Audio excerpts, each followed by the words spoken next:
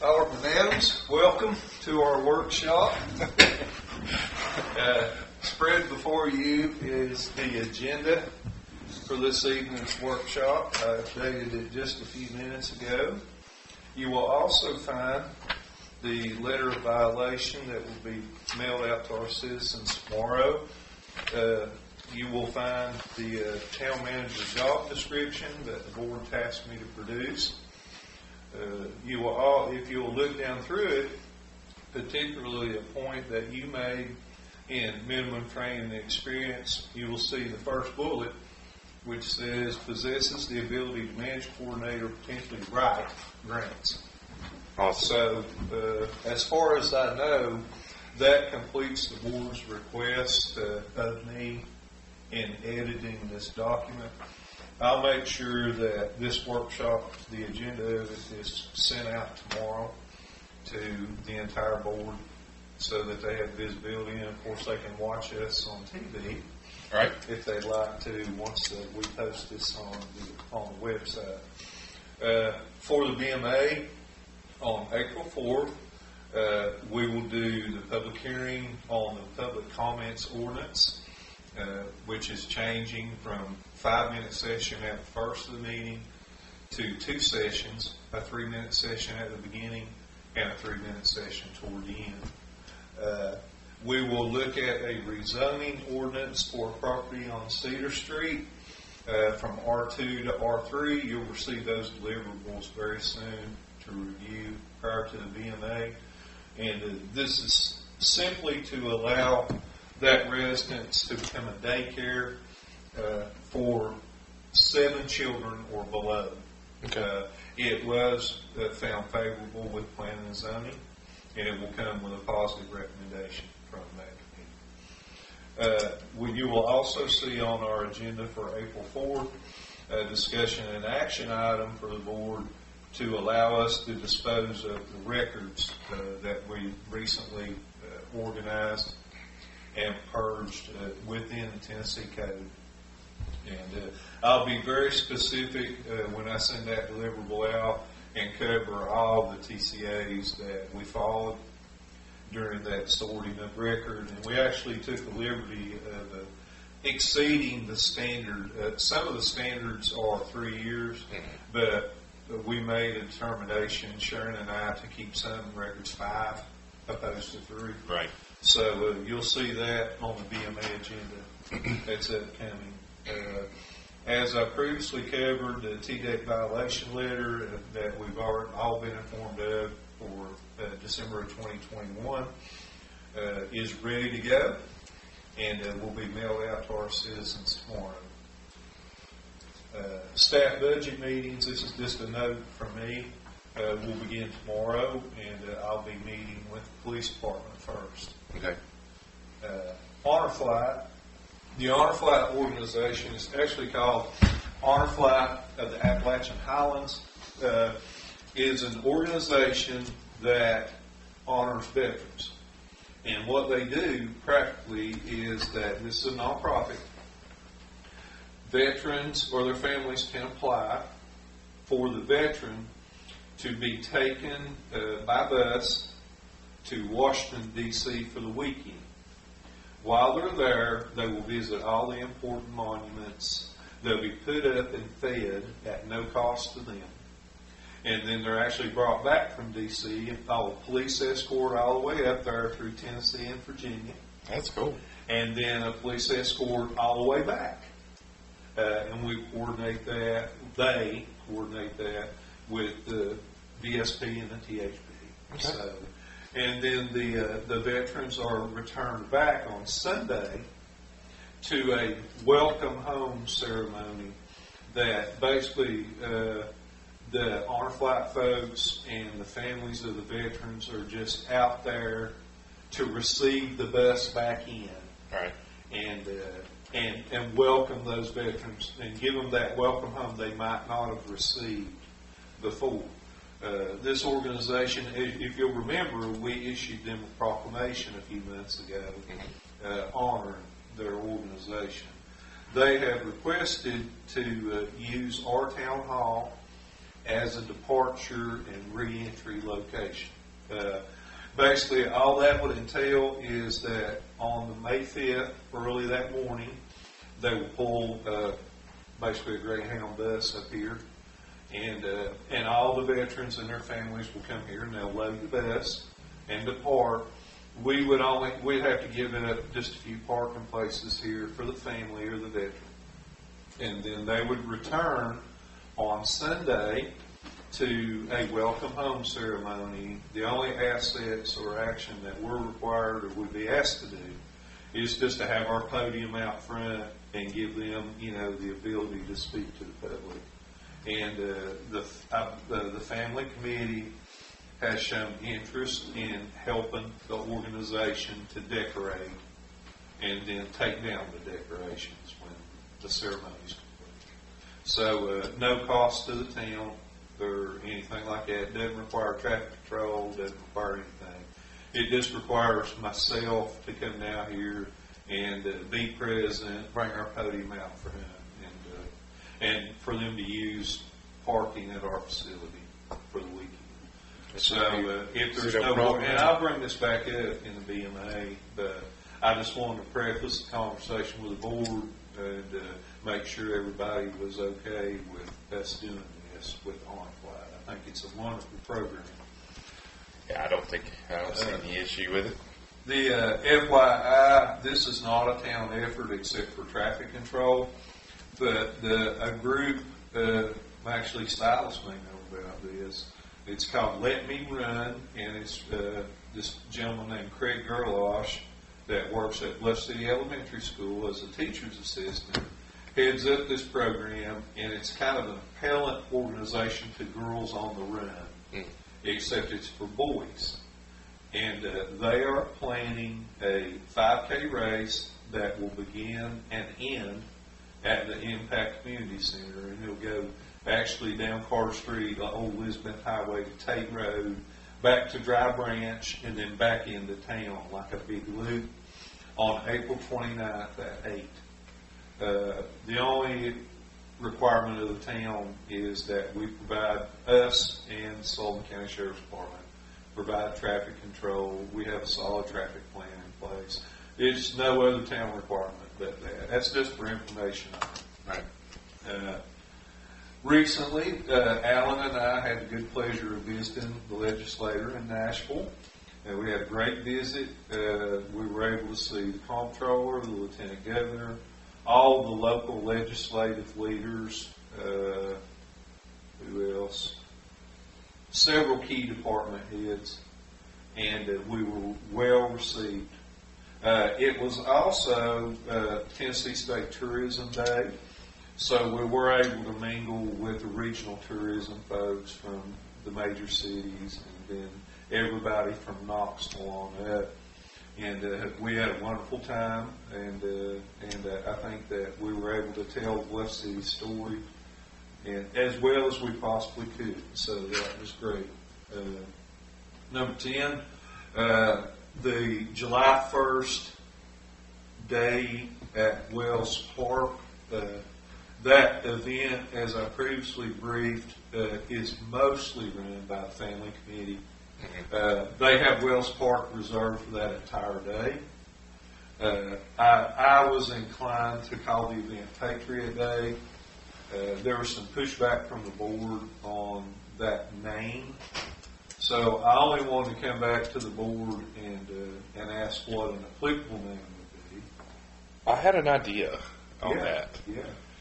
When I was a kid growing up, man, one of the coolest things that we did on the lake, it was annual. They had the river rat race. Yeah. Where people built their own boats and tried to float them down to the dam, and that was just a fun thing to do. And I don't know if we necessarily need to incorporate it into that day. I think it might be a good idea. I mean, just be another thing to do on that day. But I loved that growing up as a kid. It was a lot of fun. I participated in it too. I was a member of the rescue squad, the junior rescue squad. Right on. John Dabbs and Freddie McGrew, and you probably people you'll recognize. And we would go work that event. There have been conversations with TVA about trying to bring that event back. Not specific to us, but there have been some recent conversations about that. So, I mean, I think it could be a fundraising opportunity and sure. and good, good activity brings people to the city. So I remember, I mean, they used to do it up big. I mean, there was radio remotes and giveaways and everything. It's a big deal. Yeah. Yeah. And Good media coverage. I've had a couple people approach me about it, and I thought about it too. Because the lake was out for so long, but I just remember as a kid, because Mom's on the lake, and we would sit on the dock and watch all those people go by with those crazy contraptions that they'd make up, man. And I think it'd be fun to have that back. Well, I'll put that back on. I'm in discussion with TVA on other issues. So I'll throw that back out there and try to refresh that effort. That would be a bigger project than us, but I think it's definitely worth looking at. But, I mean, I think we could bring food trucks in and just kind of It's a great idea. I think a lot of people from outside the area would come to it because it's just a fun. I just remember that was just such a fun thing to do every summer. I remember looking forward to it. So, local government hardware and software project update. It's going really well. As you already know, we do have the hardware in place, and it is up and functioning. We're going to. Would you like to come in, sir? No. We're going to take the software in phases. The first software update, and this is going to be from DOS to Windows, is General Ledger. We think that's the first one, and that's basically a sharing-centric piece, and it will allow the leader to learn the software first, basically. So we'll be jumping into that very soon, and then we'll do payroll, and we'll do utilities next, and then payroll third. So more to follow on that, but right now that project is working out really well. Awesome. And I'll go ahead and skip to Watson since Shane's here. So we are working on Shane's end, on the police department end. We're in great shape. Shane's did a wonderful job as project lead on the police side in the implementation of Watson and working with PDAs. We have 7 assigned PDAs with the officers, working with the vendor and local government as far as the way it talks. Where we're at right now is just finishing the loop so that we can, on the court clerk side, that we can drive that information into a OneDrive file, and it either be set on a schedule to load into Citrus, or it can be manually queued to load into Citrus to try to make, pretty much automate the court clerk's responsibilities on the citation side. And we had a conference call a couple of days ago with everybody concerned. It seems like we're moving now, and we should have something done on that pretty quickly. Planning and zoning ordinance, which you will get because you're a member of that committee, will come back on the April meeting, back to the Planning and Zoning Commission, and it is supposed to be a complete product now. Paul and I, along with Amber of the district, have been working on it, beating on it, and adding to it, and taking away, and editing. But we think that we have a good final product draft now to look at. So that'll hit planning and zoning in April. Status of Phase 3 water and sewer. We in good shape on the water side. Actually doubled back and was able to work with the railroad on that last. Remember, we added the Carter Street project to it. It was at no additional cost. It was within the scope of work. And Thomas has been down, actually just putting the sewer and the storm drain back in near the railroad at Carter Street. And all the water's all tied in. It's 100% complete. And then on the garage pump station, we await just, I think, 2 items. Some custom-made rails for the pumps and another item. And Thomas has been doubling back and forth, or they've had 2 crews. So once we have everything that, all the components on hand, we should be able to finish up the garage pump station pretty quickly. Awesome. So that's working out really well. Grant status is still the same. We're in conversation. TDEC has come back on the water treatment plant grant, and they're starting to ask some questions through the district to us. So we're in this Q&A phase now, and this and that. So it's all in heavy bureaucratic mode, but it's moving. All right. It's moving. So I've already briefed Watson. Town hall renovation, repairs, and beautification. We'll approach that appropriation or potential appropriation before the board in budget. Okay. Multimodal grant is still the same. It's still in planning and design. It's moving. Equipment surplus project. We have 1 drug vehicle, i.e. the Police Explorer, that we have to sell. And then we have a public works truck that we're determining now whether we're going to keep it in the fleet or if we're going to go ahead and sell it at a surplus. So we'll be moving on it pretty quick. Food truck park stuff will actually come back up in May. Paul and I have been working on the appropriate ordinances and the zoning and all that. And it is tied into the new zoning ordinance already, and you'll see that in the April meeting. Okay. But we hope to get back on that in full force after potentially the new zoning ordinance passes the board. Bluff City Senior Center, no movement on that. We're still tracking all the cost savings projects. And during budget, all those projects will be presented to the board in workshop. We still have a police officer position open, and as well as a building inspector, and we're still accepting general applications for any position in the town. Nothing to speak of on the Have you had Patriot. anybody apply for building inspector? No. How in the world are we going to get one? Well, I have an idea. What we want is we want somebody that's turnkey, Yeah, knows what you're doing. that's already code certified, state certified, and we've had some interest, but it's been folks that, like, I don't know, they do HVAC work, but they're not familiar with general construction or framing or concrete work Plumbing. or roofing or plumbing, So we're either going to I'm going to consider offering a sign-on bonus for a good one. Right.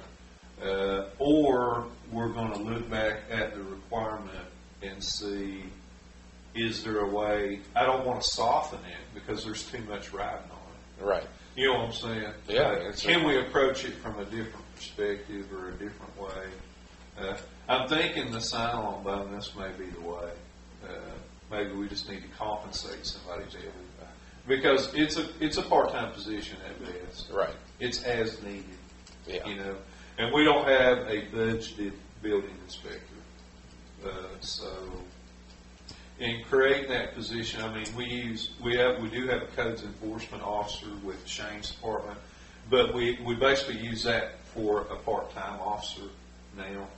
Right. So we'll have to look at it budget. I mean, there are also firms that we could hire potentially or draft an agreement with that we could sub it. You know what I'm saying? Right. We could say, hey, you come in and you do our building inspection work, and that's something I'm looking at. That's probably what will be the I'm best talking option. to a firm now in Knoxville that might do it. It's just how costly is it? You know what I'm saying? Yeah, from Knoxville, it's not going to be cheap. Right, but There's like these guys that are super certified that are regional, and that's all they do. They jump over to Johnson City and do 3, and then they go to Bristol and do 3, or whatever. So I'm looking at contracting it too.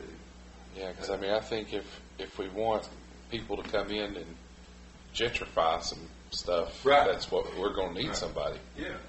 Right. And especially, if we don't want to hold up anybody that wants to develop here or build here or bring business to us. So it's super important. Oh, yeah. Thus far, as town manager, I've been lucky because I've had, or as mayor, I guess, I've had situations where it didn't require someone qualified to look at something. It was just a question, can I do this?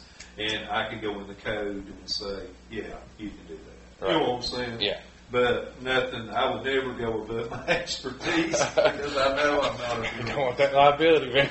No, we don't. And I don't want to give somebody bad advice. Right. You know what I'm saying? Right. So, Patriot Trail, we were going to potentially host a meeting of the National Park Service here.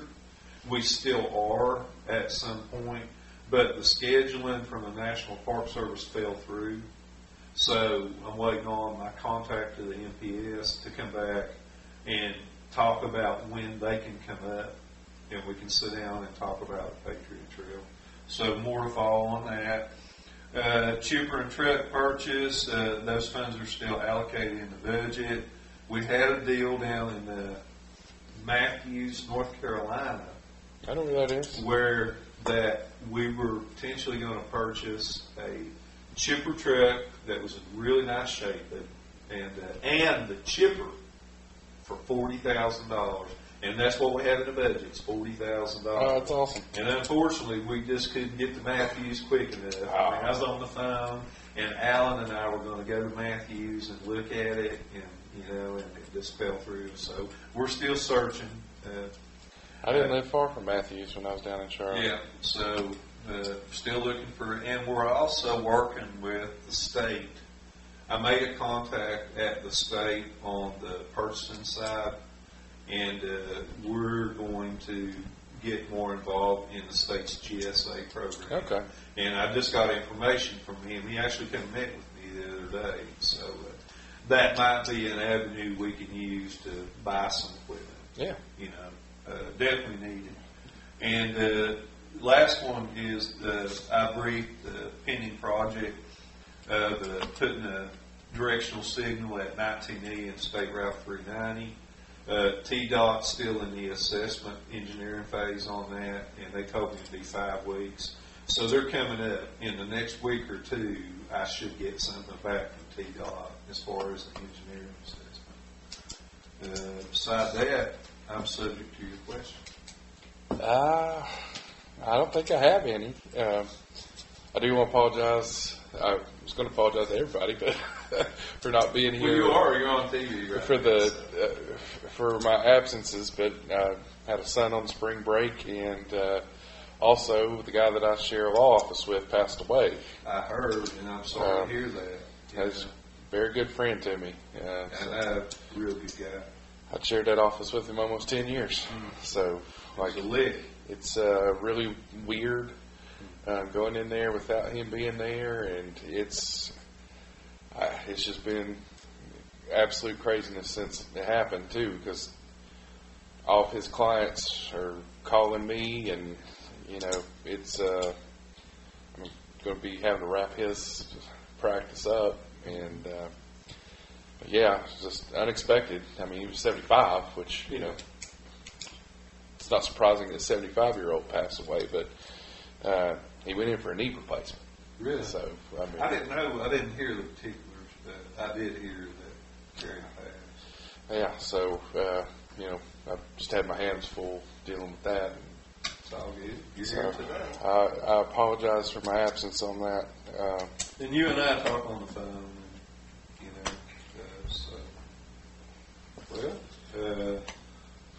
I was trying to think if there's anything I have not covered, Ben. Let me, since we're just here by ourselves, let me look at my government email real quick and just make sure there's nothing in there that I should have covered.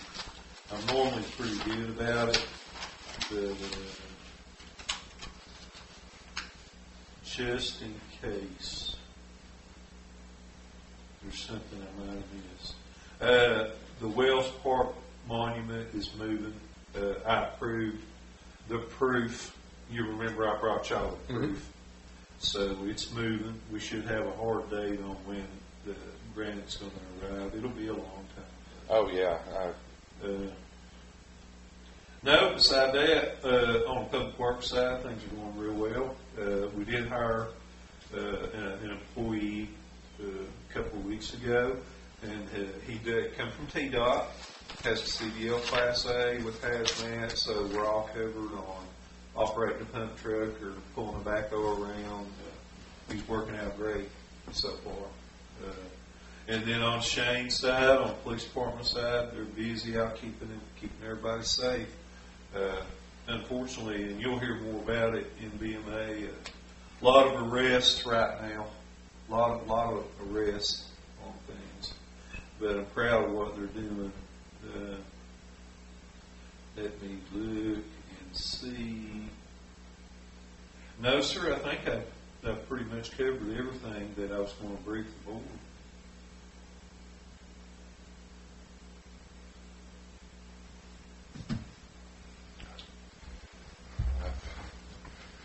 Quickest workshop ever.